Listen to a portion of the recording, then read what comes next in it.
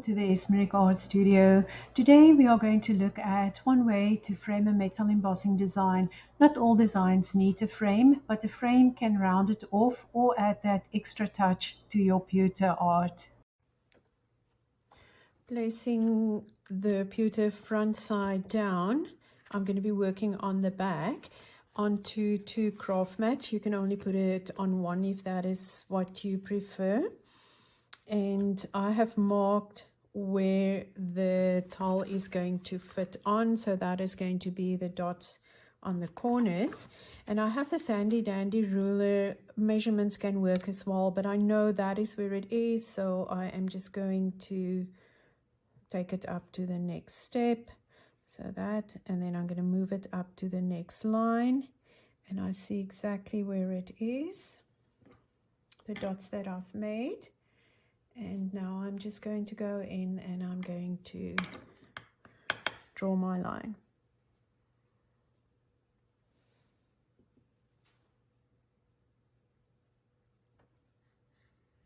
And I'm going to do it shorter than what the measurements is on these sides, because I can always join them up later. I'm preferring to work vertical.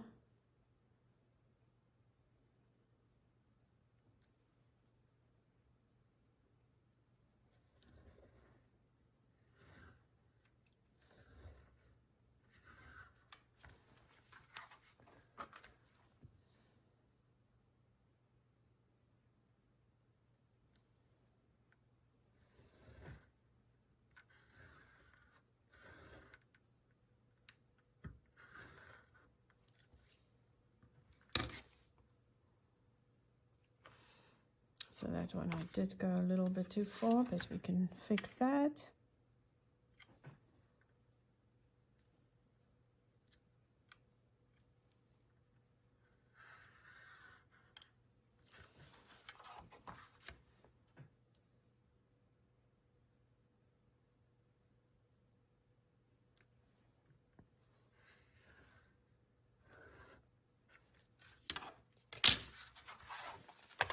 Back onto my hard surface.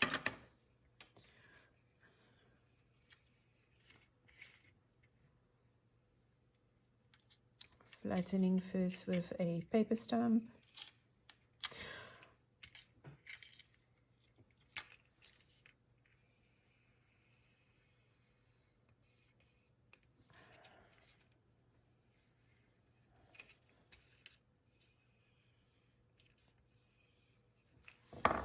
When you do borders, you can also first do line by line.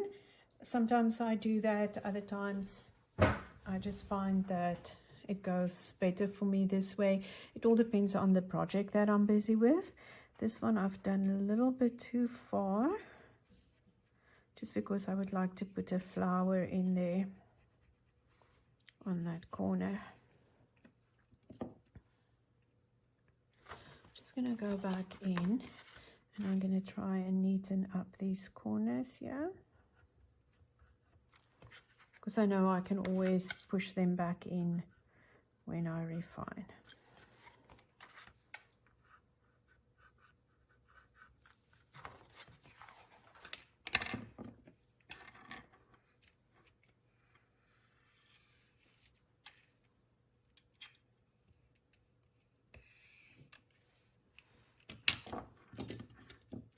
So when you're going to do the refining as well, you can start the inside first and then move out to the outside, or you can do the outside first and then the inside. That is personal preference. And just start in the back.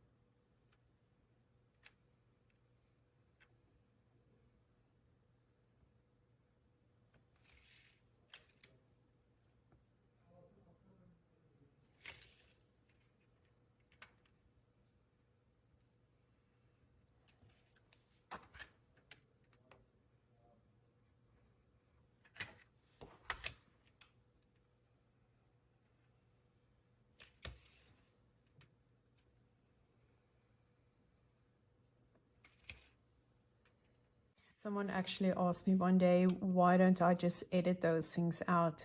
And I was thinking, yeah, I guess I can do that. But we are all human. We all make mistakes and we learn by making mistakes. That's one thing that I'm a firm believer in, is learning through mistakes. Some mistakes you just repeat and repeat and repeat because it's a slip of a hand. You can also use a ruler when you are doing the refining on the lines.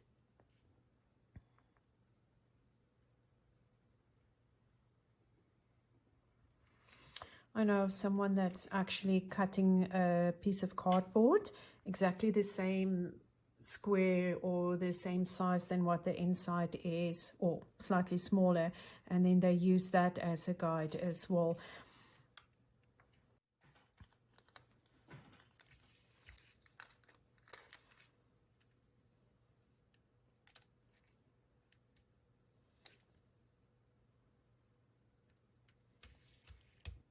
Usually I would trace or transfer my design on a paper pad, but because this is just going to be engraving similar to this, as long as I can see the lines on the front, it's fine.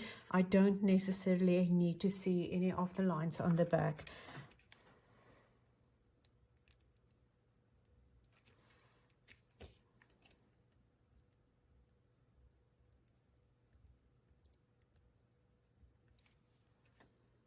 Scroll in, and all I'm going to do is similar to what I've done with those on the hard surface. Just gonna go ahead .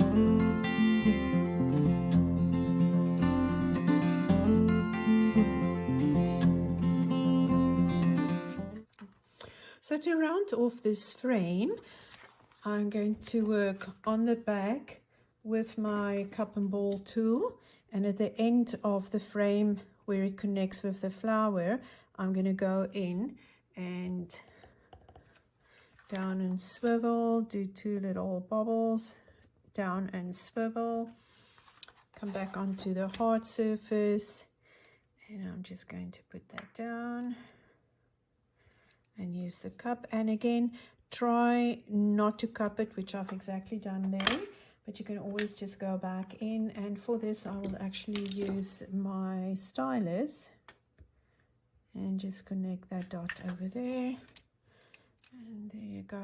And now I flatten my dot. There you go.